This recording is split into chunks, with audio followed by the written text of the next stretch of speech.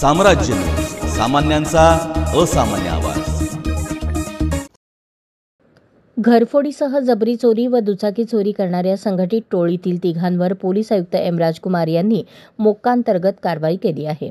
त्यांच्याविरुद्ध शहरातील वेगवेगळ्या पोलीस ठाण्यात अनेक गुन्हे दाखल असून गेल्या 10 वर्षात 8 जबरी चोरी केल्याचे तपासात आढळले आहे। बसण्णा सत्तू शिंदे वय 30 राहणार न्यू शिवाजीनगर गोंधळी वस्ती सोलापूर, अक्षय सीताराम कांबळे वय 24 राहणार भारतरत्न इंदिरा गांधीनगर गेंटाल टॉकीज मागे सोलापूर व सूरज उर्फ भैया गुंडप्पा सुरवसे वय 31 राहणार सर्वदे नगर विडी घरकुल सोलापूर अशी मोक्कांतर्गत कारवाई झालेल्यांची नावे आहेत।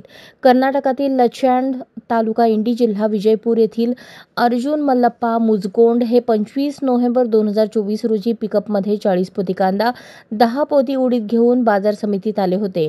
मध्यरात्रीनंतर पहाटे 3च्या सुमारास त्यांच्या वाहनातून धान्याची पोती चोरणाऱ्या तिघा अनोळखी इसमांनी गळ्यात चाकू लावून धमकावून मोबाईल व 3600 ची रोकड लुटून नेली। तसेच त्यांनी कोणास सांगितल्यास परत इथे आल्यास जीवे मारण्याची धमकी दिली होती। हवालदार महेश शिंदे यांना मिळालेल्या माहितीनुसार पोलिसांनी 28 नोव्हेंबर 2024 रोजी बसण्णा व अक्षय यांना ताब्यात घेतले। त्यांच्याकडून 2 दुचाकी व 3 मोबाईल हस्तगत करण्यात आले। त्यापैकी एका मोबाईल चोरी प्रकरणी जेलरोड पोलिसात गुन्हा दाखल होता, तर दुचाकी चोरी प्रकरणी MIDC जोडभावी तर अन्य मोबाईल चोरी प्रकरणी जेलरोड पोलिसात गुन्हे दाखल आहेत। पोलीस तपासात त्यांचा तिसरा साथीदार सूरज असल्याचे निष्पन्न झाले, तर नाटकेनंतर ओळख परेडमध्ये फिर्यादी मुजगोंड यांनी ओळखले।